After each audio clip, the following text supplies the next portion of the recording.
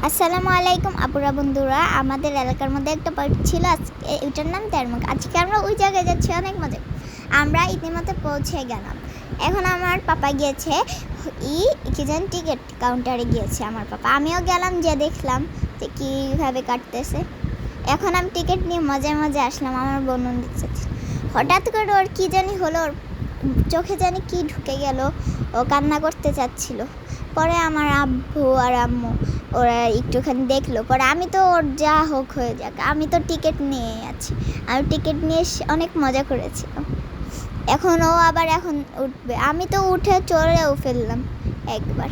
ও এখন আবার জুতা খুলতে স্লো, ও অনেক স্লো, সব জায়গায় যাবে, সব জায়গায় স্লো। এখন ও উঠে গেল, এখন ও যাচ্ছে। আমি একবার উঠে পড়লাম, ও উঠতেই পারছিল না। এদিকে দেওয়া ছিল দেখে আমি তো উঠতে পারছিলাম। এখন আমি আবার উঠলাম, ও কত স্লো।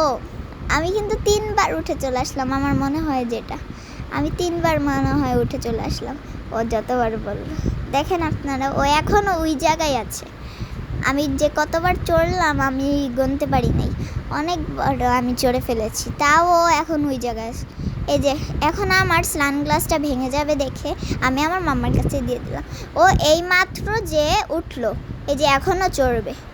দেখলেন আপনারা কতক্ষণ পরও চড়লো। আমি তো অনেক মজাই করতেছিলাম, আমার অনেক মজাই লেগেছে আমরা যখনই করছি।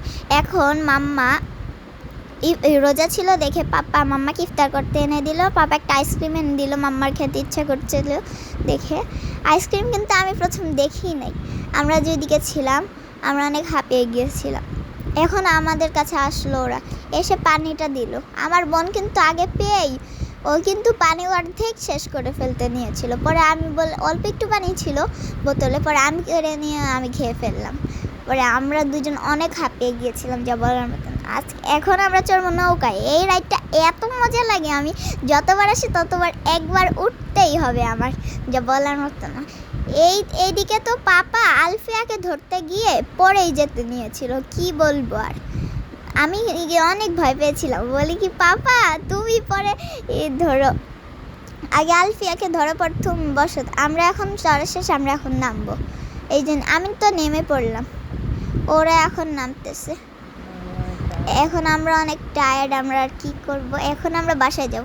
ও কিন্তু সব সময় আগে দৌড়িয়ে যেয়ে সামনে বসতে চায়, আর কি করব, ছোট বোন বলে কথা, তাই তো দিয়ে দিই, স্যাক্রিফাইস তো করতে হয়। পরে আমি উঠে পড়লাম বাইকে। এখন আমরা রওনা দিব। আমি কিন্তু ক্যামেরাটা নিতে চাচ্ছিলাম, আমাকে দিতেই চাচ্ছিল না আমার মাম্মা। এখন আমরা রওনা দিলাম। দেখো রাতের ওয়েদারটা কত সুন্দর ছিল, অনেক সুন্দর। তো এখন আমরা পৌঁছে গিয়েছি। আসসালামু আলাইকুম, টাটা।